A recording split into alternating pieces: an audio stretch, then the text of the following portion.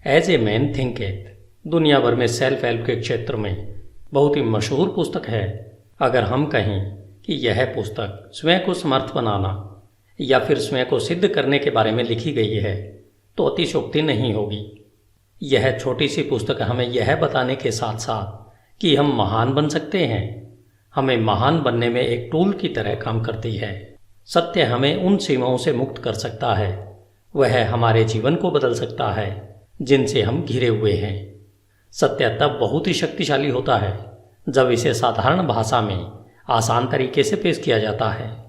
James Allen हमें इस पुस्तक के माध्यम से स्पष्ट रूप से दिखाते हैं कि कैसे हम उस चाबी रूपी ज्ञान का प्रयोग करके जिस सफलता की हम कल्पना करते हैं उस महानतम सफलता को और उसे प्राप्त करने के तरीकों को खोल सकते हैं। इस पुस्तक को 7 अध्यायों में लिखा गया है जो बेहद सुंदर तरीके से एक दूसरे से जुड़े हुए हैं।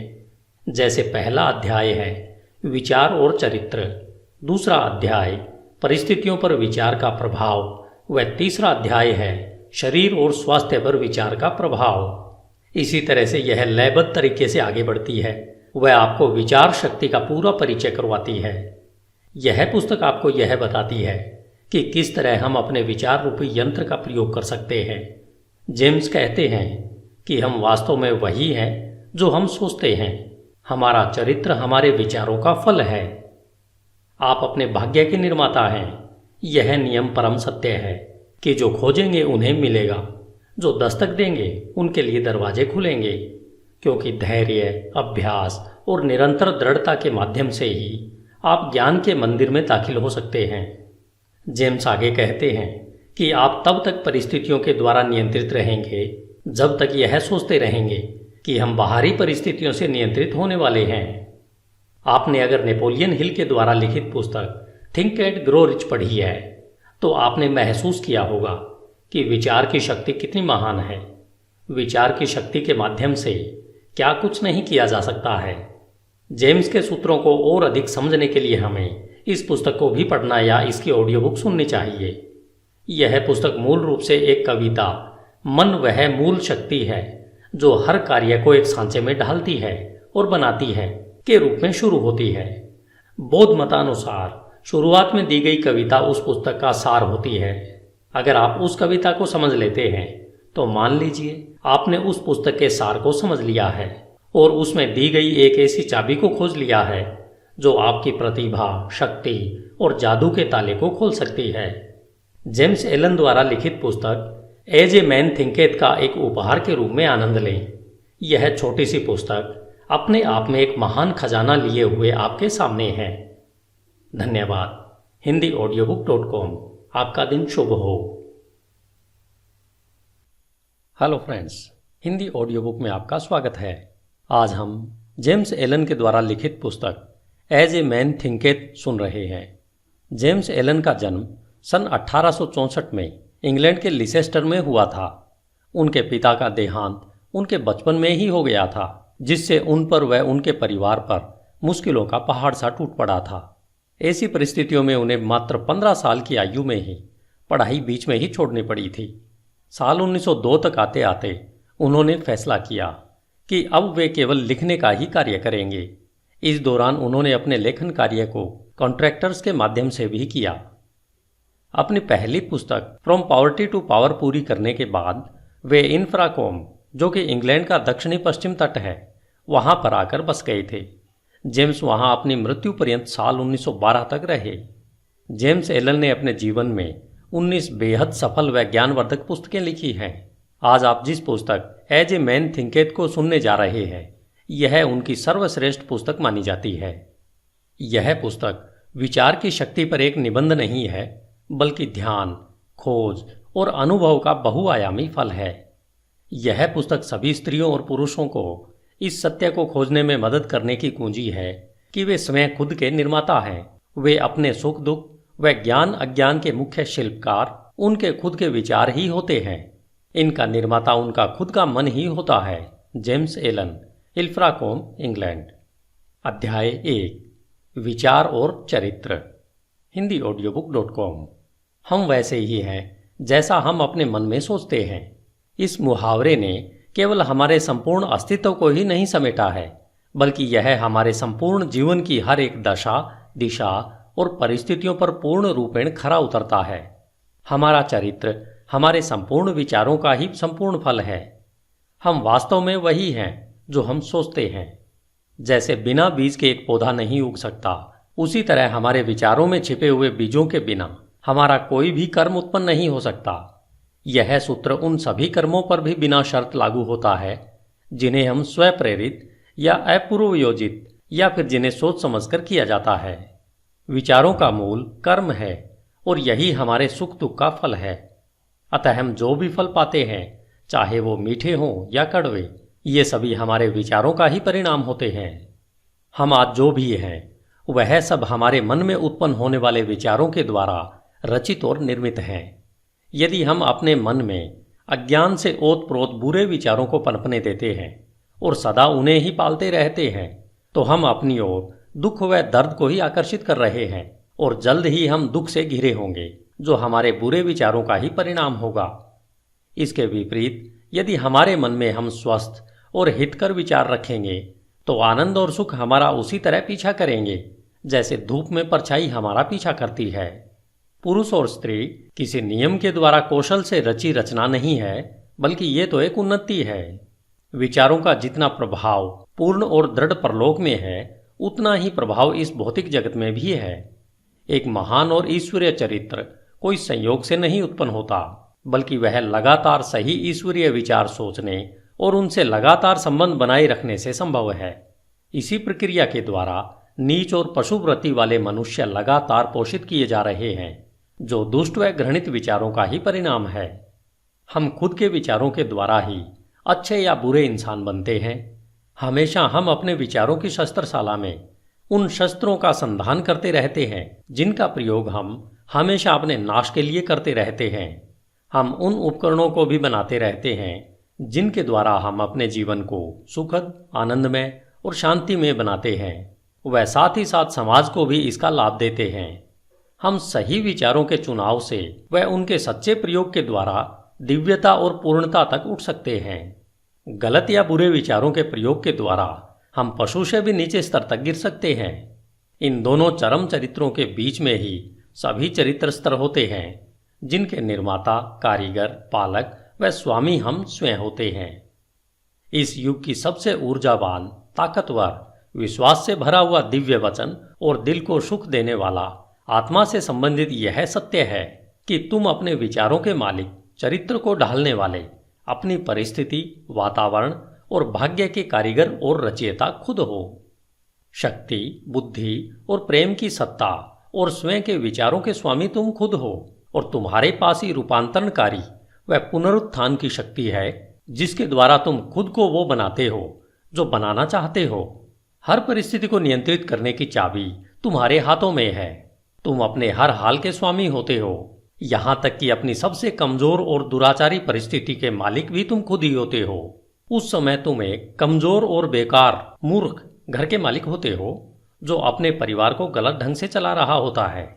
जब तुम अपनी इस दशा के बारे में सोचते हो और उस सूत्र को जिससे तुम्हारा अस्तित्व है को अपनी पूरी ताकत लगाकर ढूंढते हो, तब तुम एक बुद्धिमान स्वामी के नजरिए से अपनी सभी शक्तियों को बुद्धिमत्ता पूर्वक निर्देशित करते हो और अपने विचारों को एक सुखद, फलदायी रूप देने लगते हो। इसे ही एक बुद्धिमान व जागरूक मालिक कहते हैं, जो अपने विचारों के नियमों को खोजकर अपने जीवन को सही दिशा देता है। इस प्रकार खोज, प्रयोग, आत्मविश्लेषण और अनुभव के द्वारा अपने विचारों के सूत्र खोजकर आप भी एक बेहतरीन मालिक बन सकते हैं। आप जानते हैं कि सोने और हीरे को खोजने के लिए गहन खनन करनी पड़ती है। इसी तरह तुम अपनी आत्मा की खान में गहरा खोदोगे, तभी अपने अस्तित्व से जुड़े हर सत्य जान पाओगे।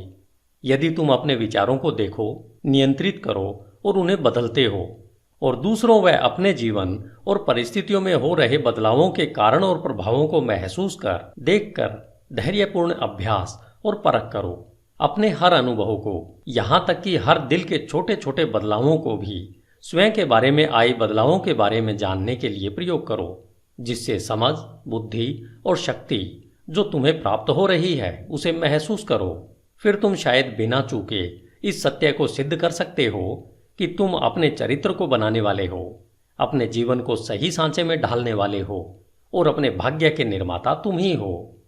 इस दिशा में आगे बढ़ते हुए यह नियम परम सत्य है कि जो खोजेंगे उन्हें अवश्य मिलेगा, जो दस्तक देंगे उनके लिए दरवाजे अवश्य खुलेंगे, क्योंकि दृढ़ता, धैर्य और अभ्यास के द्वारा ही तुम ज्ञान के उज्जवल मंदिर में प्रवेश कर सकते हो। धन्यवाद। HindiAudiobook.com। आपका दिन शुभ हो। हिंदी ऑडियो बुक में आपका स्वागत है। अध्याय 2, परिस्थितियों पर विचार का प्रभाव। आप अपने मन को एक बगीचे के समान समझकर या तो उसे बुद्धिमानी से जोत सकते हैं या फिर उसे लापरवाही से अपने आप बढ़ने दे सकते हैं। परंतु उसे चाहे जोता जाए या उसे खाली छोड़ा जाए या उसकी उपेक्षा की जाए, उसमें कुछ न कुछ उगेगा जरूर, या कहें कुछ न कुछ फलीभूत अवश्य होगा।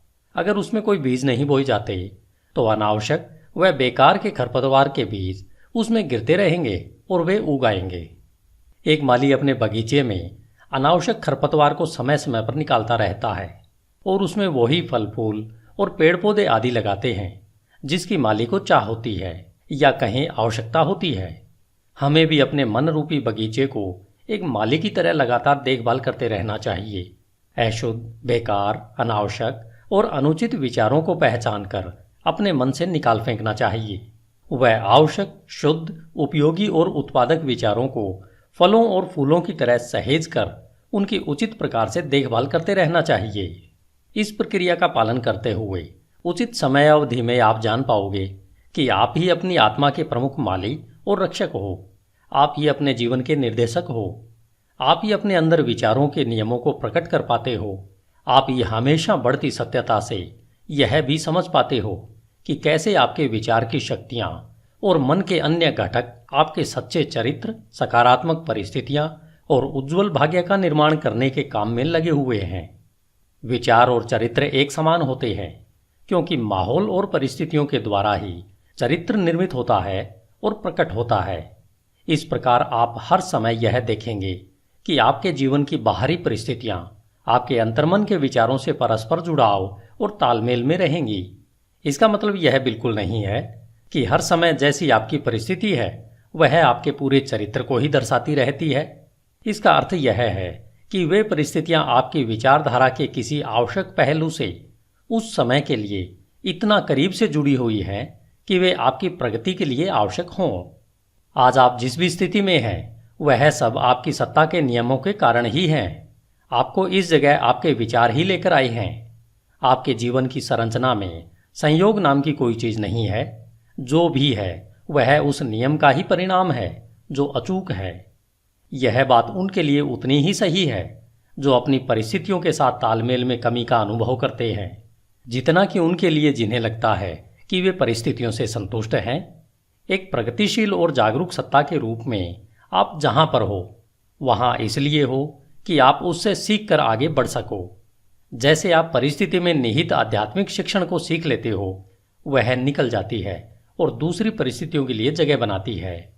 जब तक आप यह विश्वास करते रहोगे कि आप बाहरी परिस्थितियों द्वारा प्रभावित प्राणी हो, तब तक आप परिस्थितियों की मार खाते रहोगे। लेकिन जब आपको यह अनुभव होगा कि आप एक रचनात्मक शक्ति हो और उस छिपी हुई भूमि और बीज जिससे परिस्थितियां पनपती है पर अपना अधिकार जमा सकते हो, तब आप सही मायने में अपने खुद के स्वामी बन जाते हो। आत्म परीक्षण और आत्म संयम का अभ्यास करने वाले सभी लोग यह जानते हैं कि परिस्थितियां विचारों से ही उत्पन्न होती है। उन्होंने यह देखा है कि उनकी परिस्थितियों में फेरबदल उनकी मानसिक स्थिति में फेरबदल से सीधे अनुपात में होता है। यह सही है कि जब आप उत्सुकता से अपने विचारों की कमियों को दूर करने में स्वयं को लगा लेते हो, तब आप बहुत जल्दी प्रगति करते हैं और बहुत सारे परिवर्तनों से जल्दी ही गुजरते हैं। हर विचार रूपी बीज जिसे मन में विचारों के माध्यम से बोया जाता है, वह अच्छी उपज ही देगा और देर सवेर किसी न किसी कार्य के रूप में फलता फूलता है। वह उसमें परिस्थिति रूपी फल अवश्य लगते हैं। अच्छे विचार अपने अनुरूप अच्छे फल और बुरे विचार हमेशा बुरा ही फल देते हैं। परिस्थितियों का बाहरी जगत विचार के आंतरिक जगत का निर्माण करता है। किसी इंसान को अच्छाई की चरम सीमा तक ले जाने के लिए प्रिय व अप्रिय बाहरी परिस्थितियों के वे मुख्य घटक हैं। आप अपने बोए की फसल काटने वाले स्वयं होने के नाते कष्ट और आनंद दोनों का ही अनुभव करते हो व उनसे सीखते हो।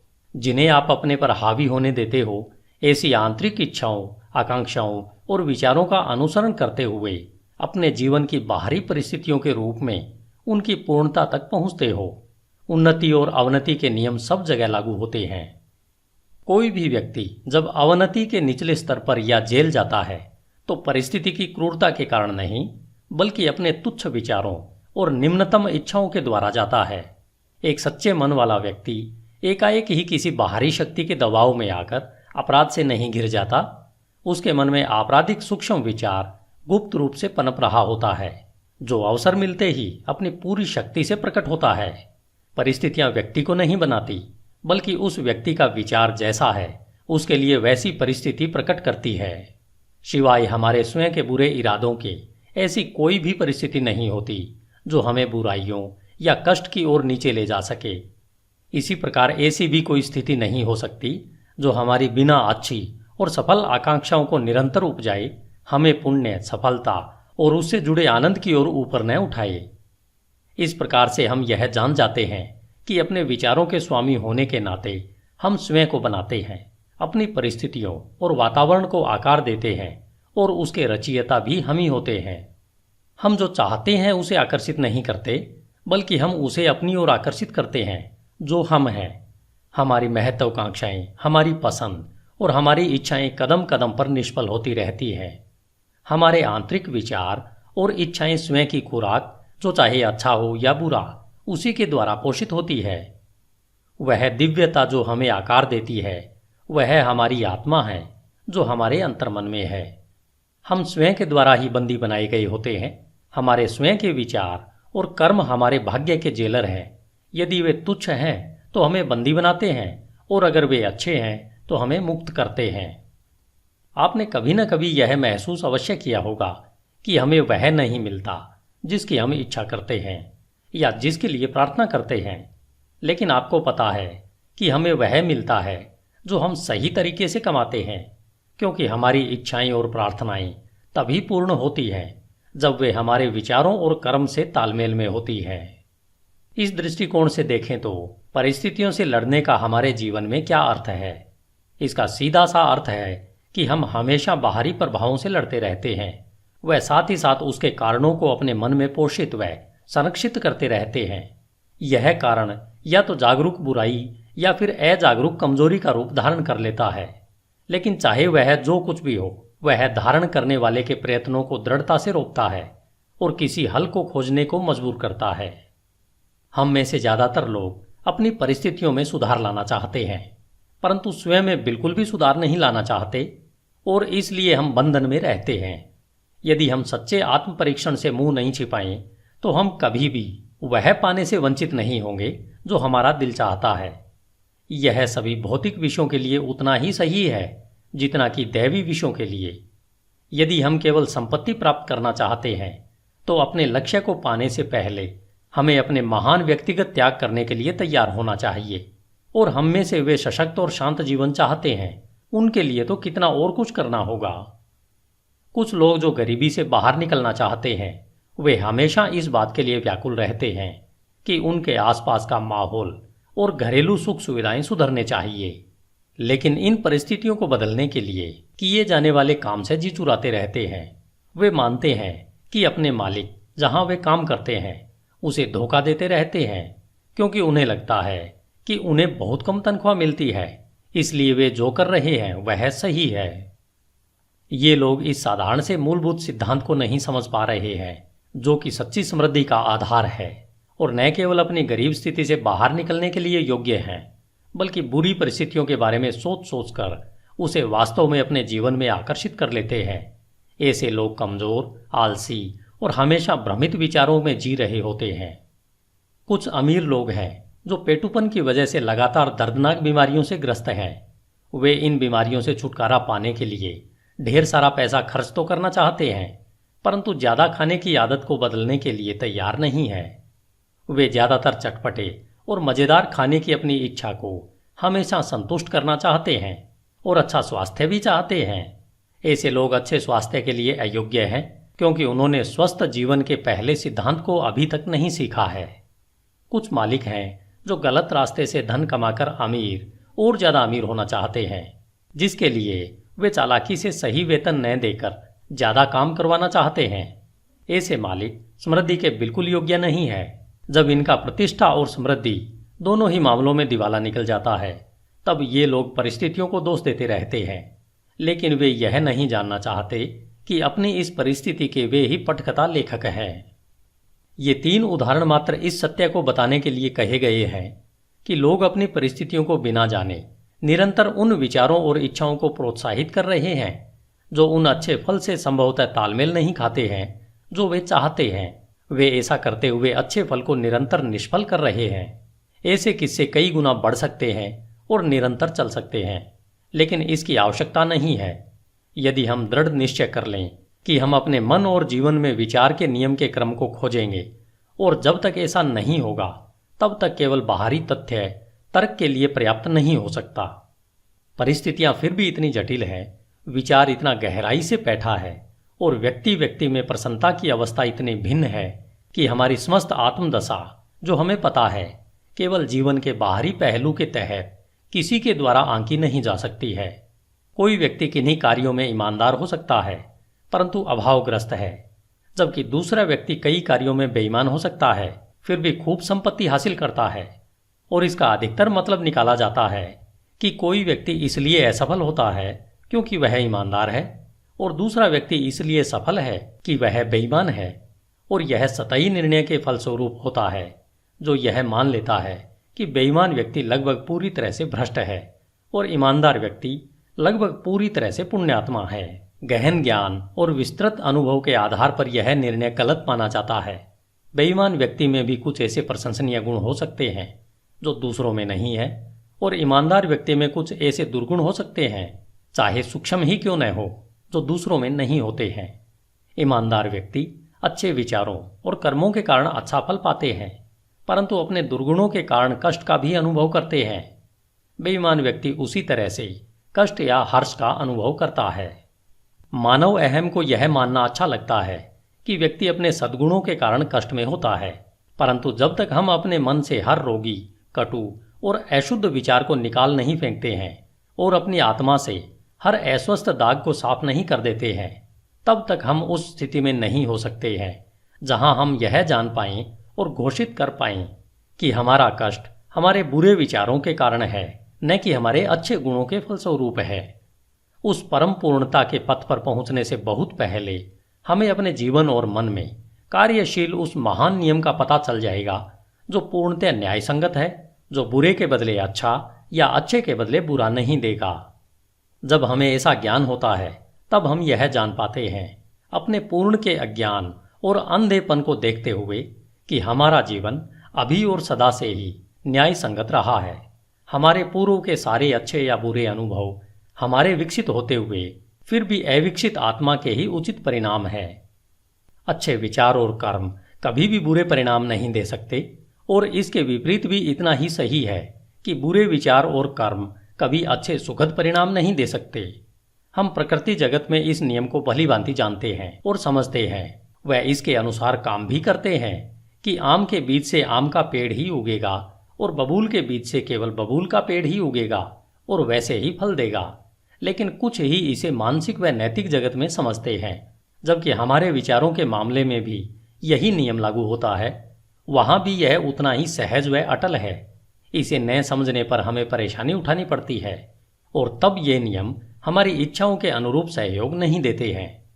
कष्ट व पीड़ा गलत दिशा में लगाए गए गलत विचारों का प्रभाव है। यह एक संकेत है कि हमारा अपने आप से, अपने अस्तित्व के नियम से तालमेल नहीं रहा है। कष्ट का एकमात्र और उच्चतम कार्य है शुद्धि करना। वह सब जो बेकार और अशुद्ध है उसे जला देना। वे जो शुद्ध हैं उनके लिए कष्ट खत्म हो जाते हैं।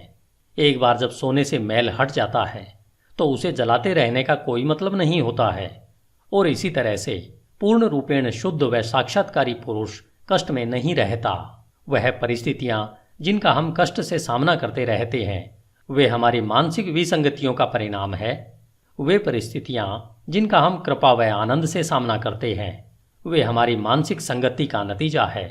कृपा, आनंद, मानसिक पवित्रता ही भौतिक संपत्ति की अधिकता का माप नहीं है, और यह भी नहीं कि बुरे विचार ही एकमात्र कष्ट, क्लेश और दुख ही भौतिक संपत्ति की कमी का परिमाप है। कुछ लोग दुखी और अमीर होते हैं, कुछ लोग धन्य और अमीर भी होते हैं। पवित्रता और अमीरी तभी जुड़ते हैं जब धन को सही और विवेक से कमाया और इस्तेमाल किया जाता है। गरीब अधिक पीड़ा का अनुभव तब करते हैं जब उन्हें लगता है कि बिना वजह के उनका बोझ उन पर लाद दिया गया है। गरीबी और भोगाशक्ति दुख या कहें पीड़ा के दो चरम पहलू है। ये दोनों ही अस्वाभाविक है, मानसिक असंतुलन का नतीजा है। जब तक हम खुश, स्वस्थ और समृद्ध नहीं होते तब तक हमारी सही अवस्था नहीं होती। खुशी, स्वास्थ्य और समृद्धि का हमारी परिस्थितियों के आंतरिक और बाहरी स्थिति से तालमेल का ही परिणाम है।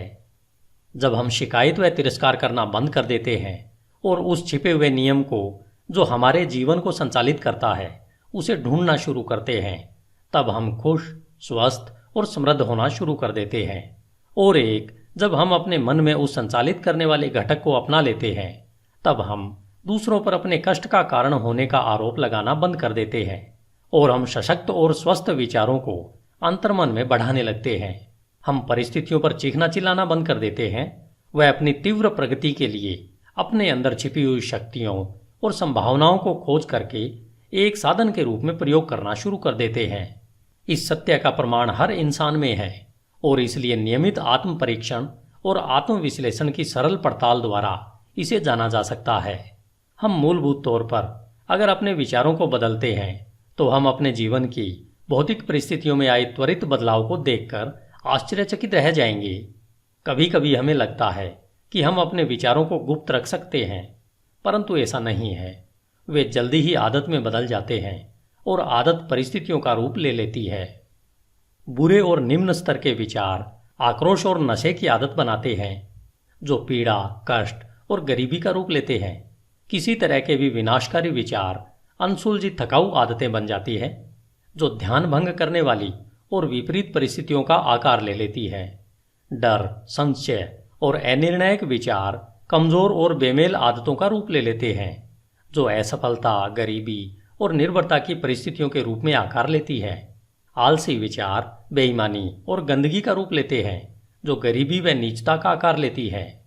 घृणित और दंडनीय विचार हिंसा और आरोप लगाने की आदत का रूप लेते हैं, जो चोट लगने व दंड मिलने वाली परिस्थितियों का आकार लेते हैं। हर तरीके से स्वार्थी विचार स्वार्थीपन का रूप लेते हैं, जो उन परिस्थितियों को आकर्षित करते हैं जो दुखदायी होती है। दूसरी ओर हर तरह के सुंदर विचार कृपा और अच्छाई का रूप लेते हैं, जो प्रिय और सुखद परिस्थितियों को आकार देते हैं। रचनात्मक विचार आत्मसंयम और संतुलित मन का रूप लेते हैं, जो शांति और विश्रांति की परिस्थितियों का आकार लेती है। साहस, आत्मनिर्भरता और निर्णय के विचार सशक्त और फलदायी आदतों का रूप लेते हैं, जो सफलता, प्रचुरता और मुक्ति की परिस्थितियों को आकार देती है। ऊर्जापूर्ण विचार सफाई पसंद व उद्यमी आदतों को आकार देती है।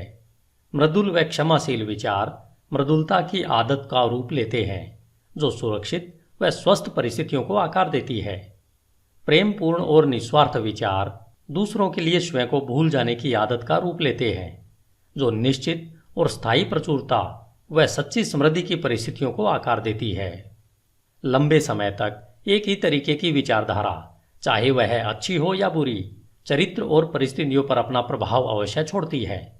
हम अपनी परिस्थितियां प्रत्यक्ष तरीके से नहीं चुन सकते, लेकिन अपने विचारों को चुन सकते हैं और इस तरह अप्रत्यक्ष रूप से अवश्य ही परिस्थितियों को आकर्षित कर सकते हैं। प्रकृति हमारे साथ है, हमारे अपने द्वारा काम करती है, जिससे कि हम इन विचारों का आनंद उठा सकें, जिन्हें हम पोषित करते हैं, और ऐसे अवसर प्रस्तुत होते हैं जो जल्दी ही अच्छे और प्रभावशाली विचारों को सतह पर ले आते हैं। जैसे ही हम अपने नकारात्मक और विनाशकारी विचारों को त्यागते हैं, पूरा संसार हमारे प्रति मृदुल हो जाता है और हमारी मदद करने को तैयार हो जाता है। जैसे ही हम अपने कमजोर और दूषित विचारों से दूर जाने लगते हैं, हर तरफ ऐसे अवसर उमड़ने लगते हैं जिससे कि हमारे सशक्त संकल्प को मदद मिले। जैसे ही हम अच्छे विचारों को बढ़ावा देते हैं तो कोई भी दुर्भाग्य हमें शर्म और कष्ट से नहीं घेरता है।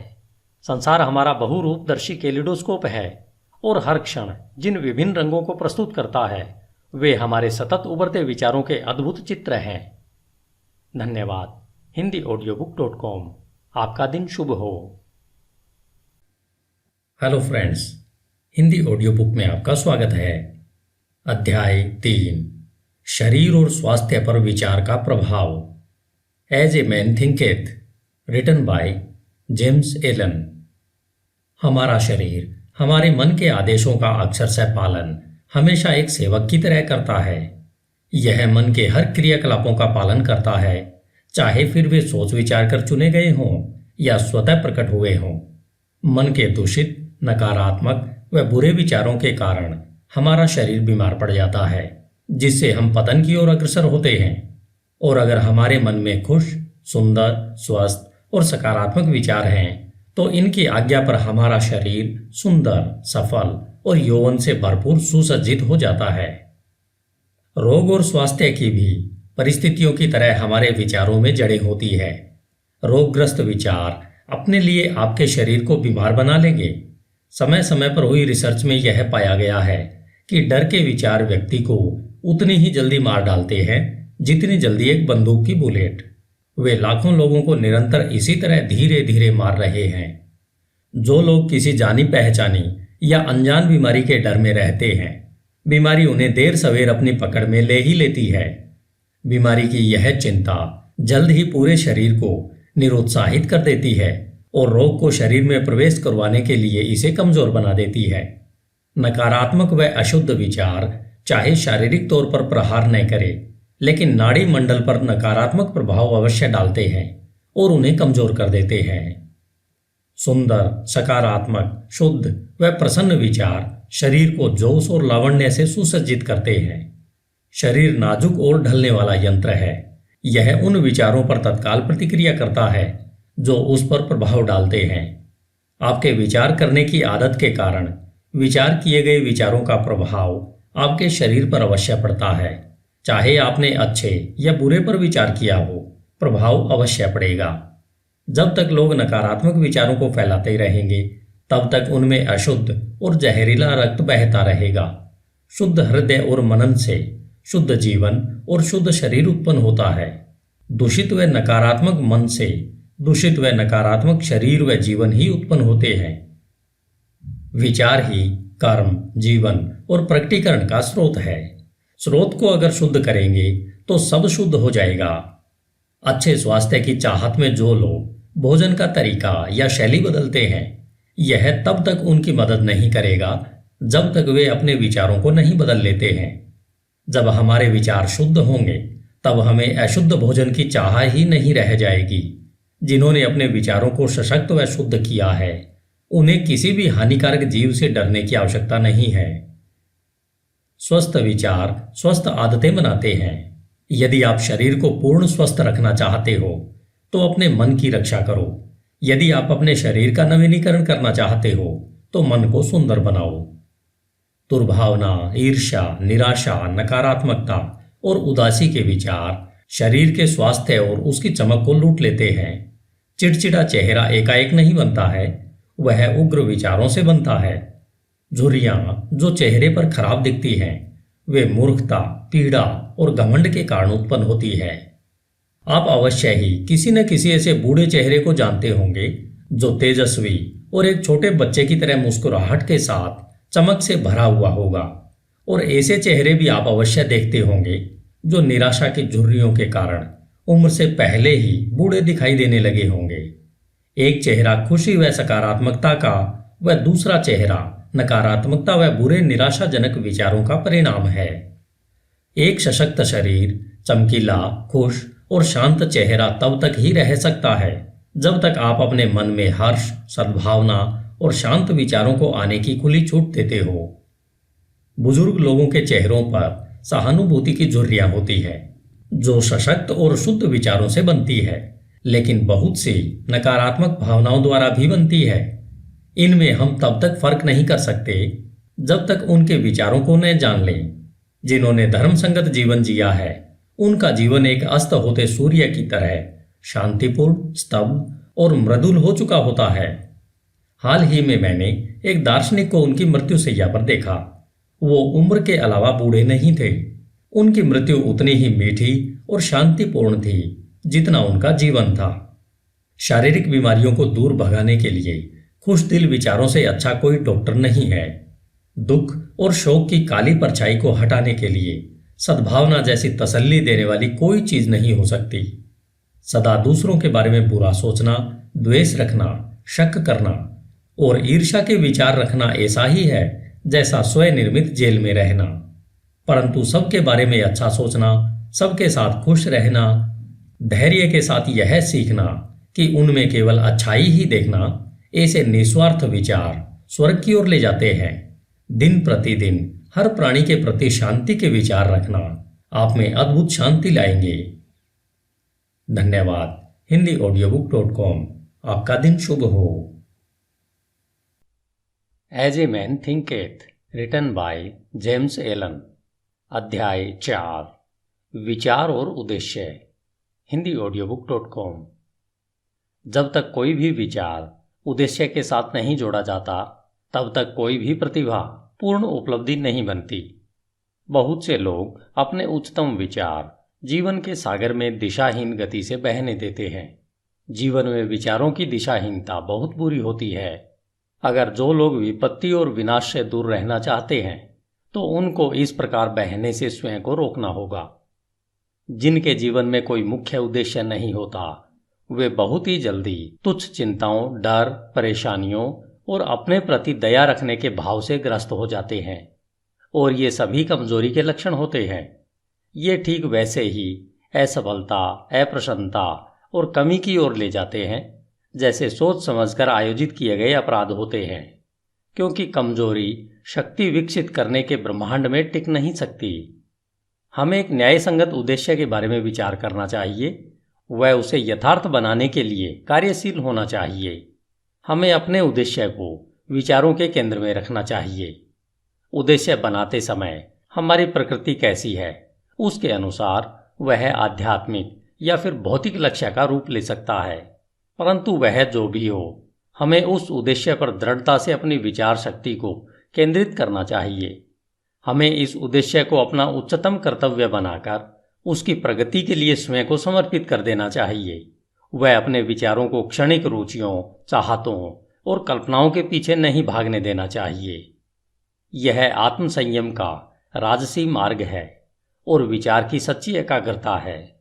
यदि हम बार बार अपने उद्देश्य को पाने में असफल हो रहे हैं, तो यह तब तक होता रहता है जब तक हम अपनी कमजोरी से ऊपर नहीं उठ पाते हैं, और इससे हम चरित्र के सामर्थ्य को प्राप्त करते हैं।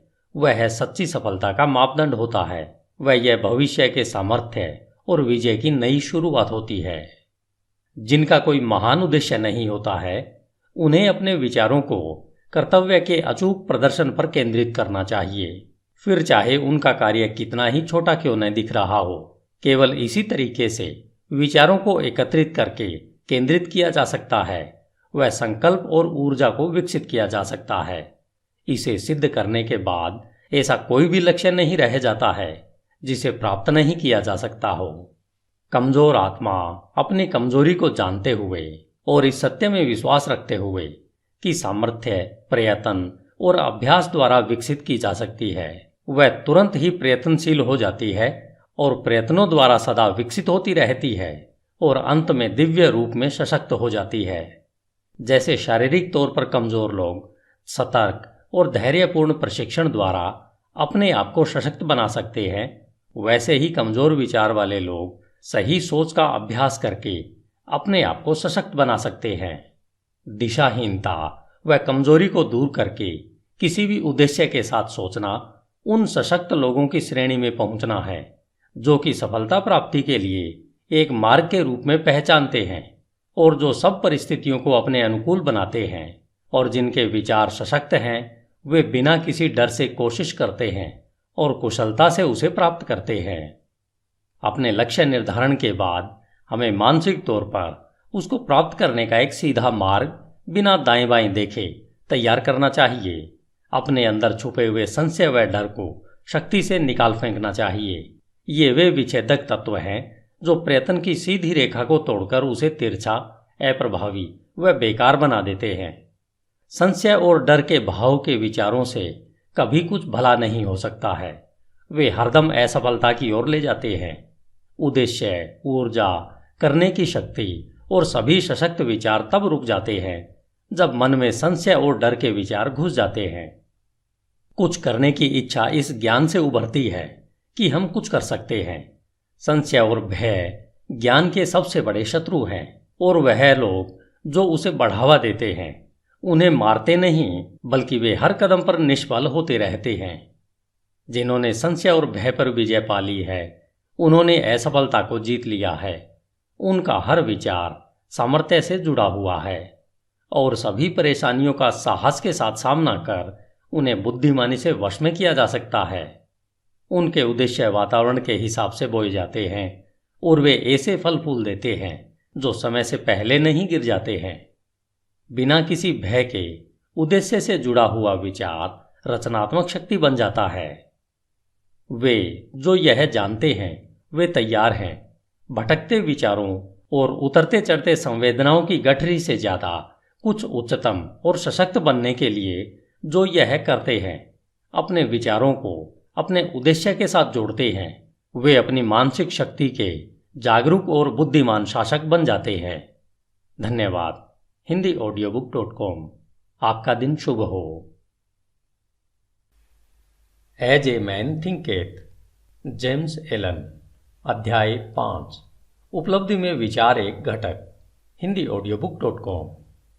आप जो भी पाते हो या पाने में असफल होते हैं तो यह सब आपके विचारों का सीधा सीधा नतीजा है। इस न्यायपूर्ण व्यवस्थित संसार में जहां संतुलन की कमी विनाश ला सकती है वहां व्यक्तिगत जिम्मेदारी अवश्य पूर्ण होनी चाहिए।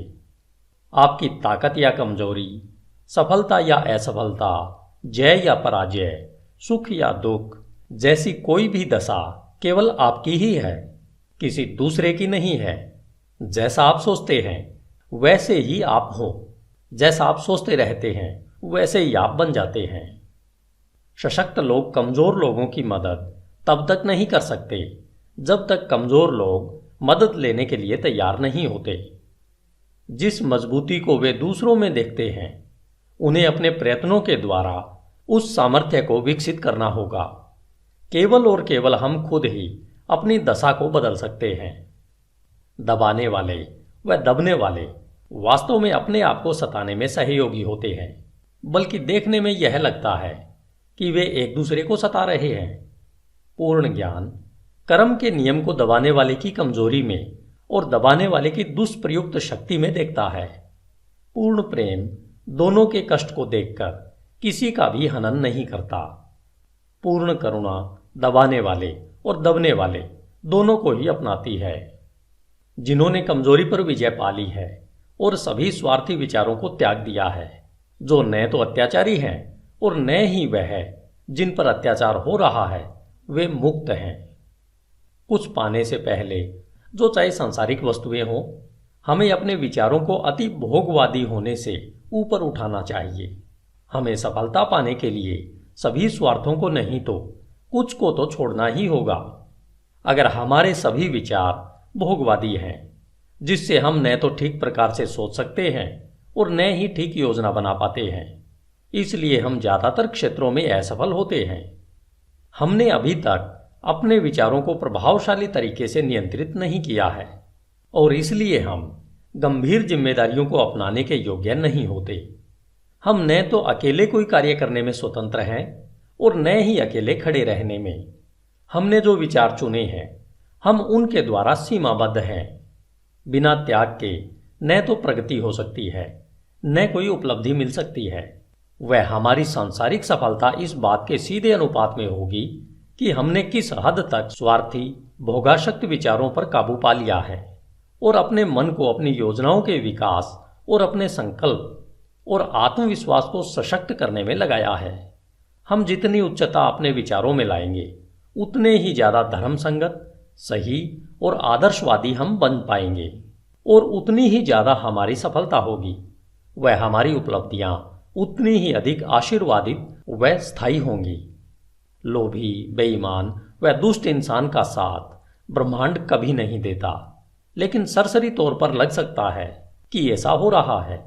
वह ईमानदार, उदार हृदय व पुण्यात्मा की मदद करता है। समस्त योगों के महान शिक्षकों ने यह अलग अलग तरीके से दुनिया को बताया है कि इसको जानने व सत्य साबित करने के लिए आपको विचारों को उच्च करके अपने आप को पुण्यात्मा बनाने में कार्यरत रहना है। बौद्धिक उपलब्धियां ज्ञान की खोज या जीवन और प्रकृति में सुंदरता व सत्य की खोज में अर्पित विचारों का नतीजा है।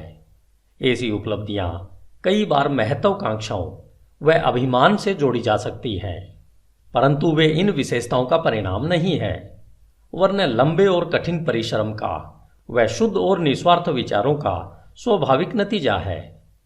आध्यात्मिक उपलब्धियां पवित्र महत्वाकांक्षाओं की सिद्धि है। जो लोग लगातार पुण्य व उच्च विचारों की भावना रखते हैं, जो उन सब पर चिंतन करते हैं जो शुद्ध व निस्वार्थ हैं, सूर्य और चंद्र की पूर्णता की तरह अवश्य ही अपने चरित्र में पुण्यात्मा व ज्ञानी बनते हैं और एक प्रभावशाली और धनी स्थिति तक ऊपर पहुंचते हैं। हम संसार में उच्च सफलता पा सकते हैं और आध्यात्मिक लोक में भी उच्च स्थिति तक उठ सकते हैं, और दंभी, स्वार्थी व दूषित विचारों को अपने में समाकर हम कमजोर और दुर्भाग्यशाली स्थिति में गिर सकते हैं। सही विचार द्वारा प्राप्त विजय को केवल सार्थकता द्वारा ही बनाए रखा जा सकता है। जब सफलता मिलना तय होता है तो बहुत से चूक जाते हैं और शीघ्र ही असफलता को चखते हैं। समस्त उपलब्धियां चाहे व्यापार, बौद्धिक या आध्यात्मिक जगत में हो, निश्चित रूप से निर्देशित विचारों का फल है और उसी नियम के अधीन है और उसका वही तरीका है। फर्क सिर्फ प्राप्ति के लक्ष्य में है। वे जिन्हें बहुत कम मिलता है उन्हें थोड़ा त्याग भी करना चाहिए, और जो ज्यादा प्राप्त करते हैं उन्हें ज्यादा त्याग करना चाहिए। वे जिन्हें उच्चतम मिलता है उन्हें महान त्याग करना चाहिए। धन्यवाद। HindiAudiobook.com। आपका दिन शुभ हो। As a man thinketh, James Allen. अध्याय 6। परिकल्पनाएं और आदर्श। स्वप्न देखने वाले इस संसार के मसीहा हैं। जिस तरह से दृश्य जगत अदृश्य द्वारा पोषित है, उसी तरह मानवता सभी परीक्षाओं, गलतियों और कष्ट में उसके योगी स्वप्न देखने वालों की सुंदर परिकल्पनाओं द्वारा पोषित होती है। मानवता अपने स्वप्न दृष्टाओं को भूल नहीं सकती। वे उनके आदर्शों को ऐसे ही फीका पड़कर मर जाने नहीं दे सकती। वह उनमें रहती है। वह उन्हें वास्तविकताओं जैसा मानती है, जैसे कि एक दिन वह उन्हें देखेगी और जान पाएगी। संगीतकार, मूर्तिकार, चित्रकार, कवि, पैगंबर, ऋषि ये जगत के परे की दुनिया के बनाने वाले हैं, स्वर्ग के शिल्पकार हैं। यह जगत सुंदर है क्योंकि ये इसमें रहते हैं। उनके बिना श्रमकारी मानवता मिट जाएगी। जो अपने हृदय में एक सुंदर परिकल्पना को व उच्च आदर्श को संजोते हैं, एक दिन उसे साकार कर पाएंगे। कोलंबस ने एक दूर देश की कल्पना को संजोया था और उसने उसे खोज निकाला। कोपरनिकस ने संसारों की अनेकता और एक विस्तृत ब्रह्मांड के होने की परिकल्पना को पोषित किया था और उसने उसे प्रकट भी किया। भगवान बुद्ध ने निष्कलंक सुंदरता और पूर्ण शांति के आध्यात्मिक जगत की परिकल्पना को संजोया था और उन्होंने उसमें प्रवेश भी किया। अपनी परिकल्पनाओं को पोषित करो, अपने आदर्शों को पोषित करो। तुम्हारे हृदय में जो संगीत उमड़ता है, मन में जो सुंदरता रूप लेती है, तुम्हारे सूक्ष्मतम विचारों को जो खूबसूरती लपेटती है, उसे पोषित करो, क्योंकि उन सब में से हर्षपूर्ण परिस्थितियां और स्वर्गपूर्ण वातावरण पनपेंगे और बढ़ेंगे। यदि तुम इनके प्रति सच्चे रहो तो तुम्हारे संसार का अंततः निर्माण होगा। चाहने से तुम पाओगे, आकांक्षा रखने से प्राप्त करोगे। क्या हमारी निम्नतम इच्छाओं को संतुष्टि का पूर्ण माप मिले और हमारी शुद्धतम आकांक्षाएं पोषण की कमी से नष्ट हो जाएं? ब्रह्मांडीय नियम ऐसा नहीं है। ऐसी दशा में चीजों को प्राप्त नहीं किया जा सकता। मांगो और तुम्हें मिल जाएगा। उच्च स्वप्न देखो और जैसे तुम स्वप्न देखोगे तुम वैसे बन जाओगे। तुम्हारी परिकल्पना उसका वचन है जो तुम एक दिन बन जाओगे। तुम्हारे आदर्श उसकी भविष्यवाणी है जिसे तुम अंत में पर्दा उठाकर देख सकोगे। मानव उपलब्धियां सबसे पहले और लंबे समय तक एक स्वप्न थी। ओक का वृक्ष मंजू फल में छिपा होता है, चिड़िया अंडे में पलती है और आत्मा की उच्चतम परिकल्पना में जागृत देवदूत चलते हैं। स्वप्न वास्तविकता के बीज हैं। तुम्हारी परिस्थितियां हो सकता है प्रतिकूल हो, परंतु वे ऐसा लंबे समय तक नहीं रहेंगी। यदि तुम एक आदर्श को मन में रखकर उसे पाने के लिए जी जान लगा दो, बाहर शांत खड़े रहकर तुम अंतर में यात्रा नहीं कर सकते। एक युवती है और एक युवक है। दोनों ही गरीबी और काम के बोझ तले दबे हुए हैं। लंबे समय तक अस्वस्थ वातावरण वाली वर्कशॉप में बंद, अशिक्षित और सभी प्रकार की शिष्टताओं से कोसों दूर। परंतु दोनों ही बेहतर जिंदगी के सपने देखते हैं और वे बुद्धि, कृपा, शिष्टता और सुंदरता की कल्पना करते हैं। वे मानसिक तौर पर एक आदर्श जीवन परिस्थिति की कल्पना करते हैं, एक विस्तृत स्वतंत्रता की परिकल्पना करते हैं और एक बड़ी आकांक्षा उन पर हावी हो जाती है।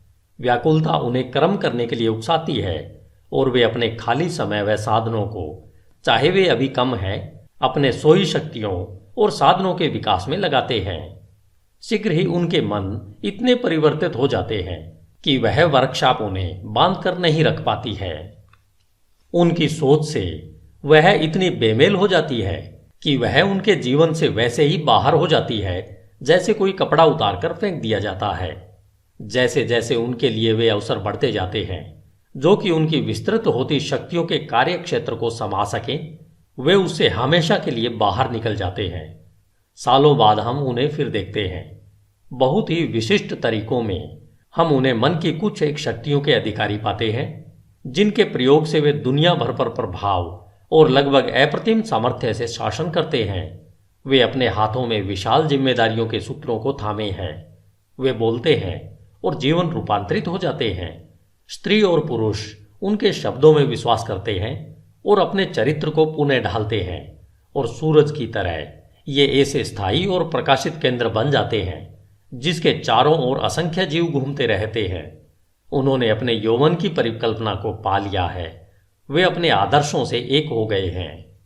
और तुम भी नौजवान पाठक अपने हृदय की परिकल्पना को पाओगे, व्यर्थ इच्छा को नहीं, चाहे वह ओछी हो या सुंदर या फिर दोनों का मिश्रण, क्योंकि तुम सदा उसकी ओर खींचे जाओगे जिससे तुम गुप्त रूप से सबसे ज्यादा प्यार करते हो।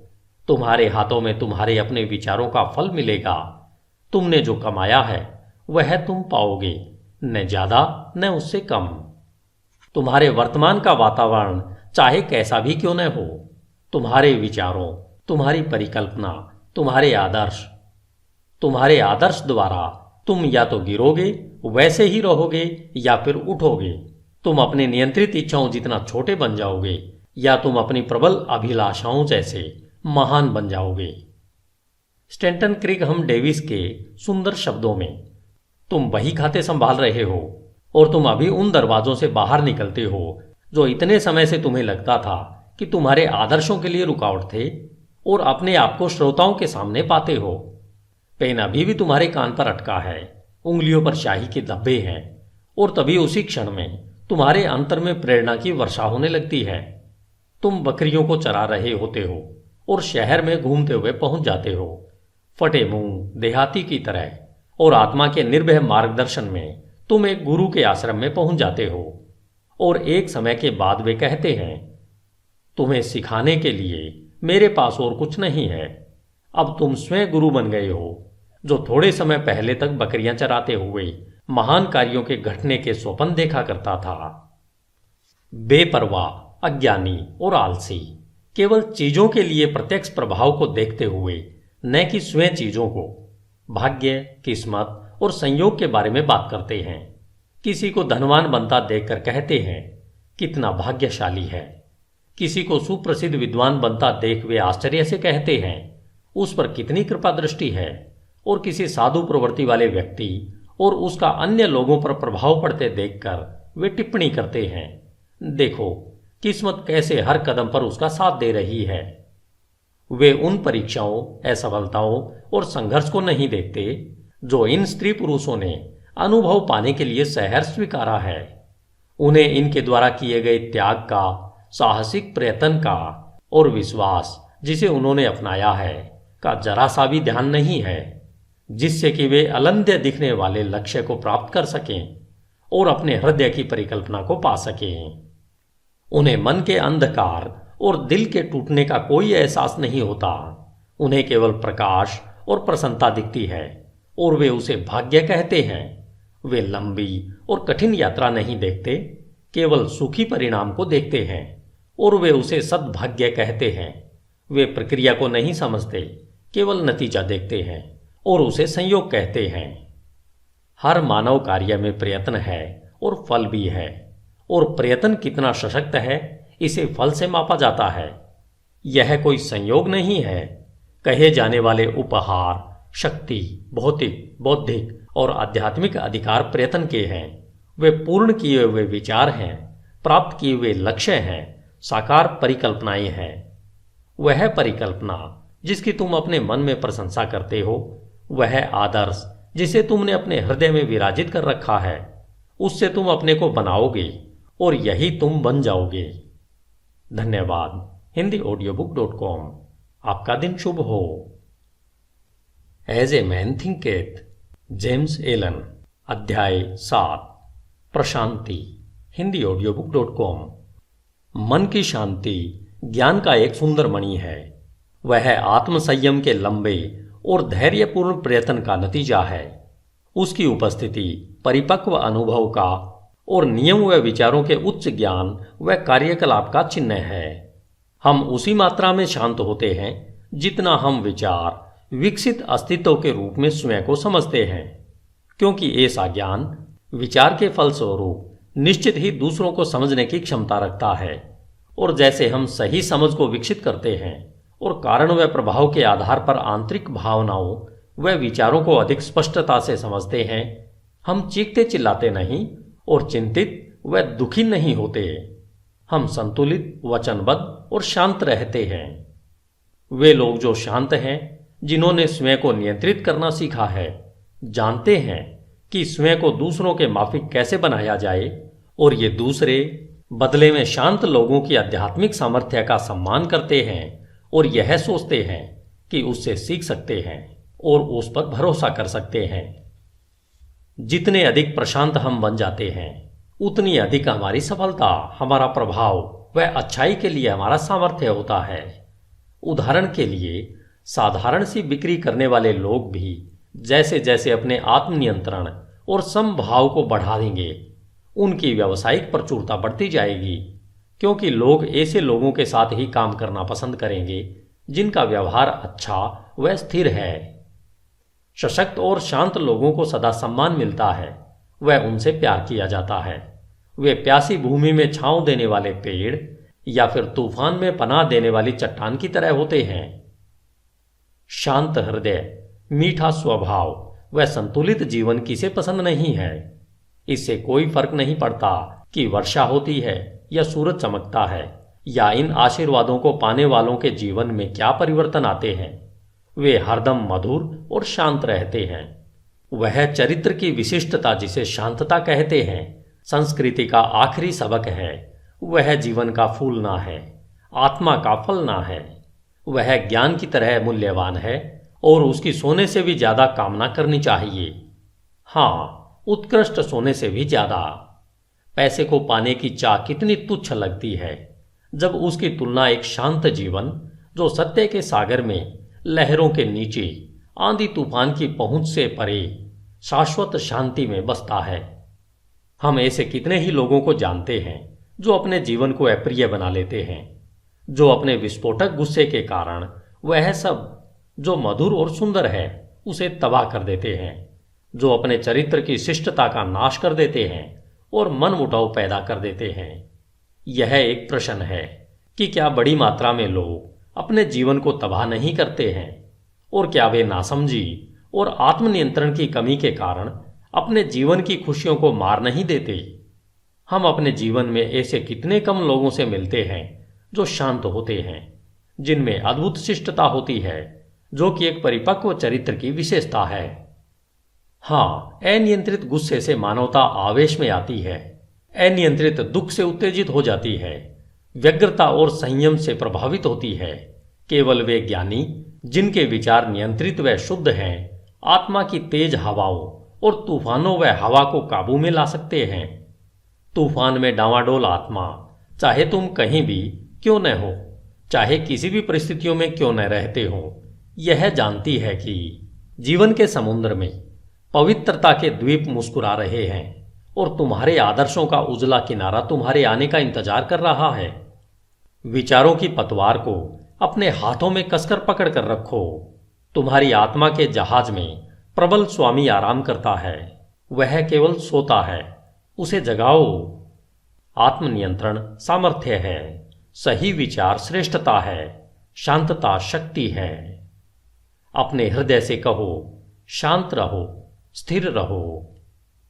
धन्यवाद। HindiAudiobook.com। आपका दिन शुभ हो।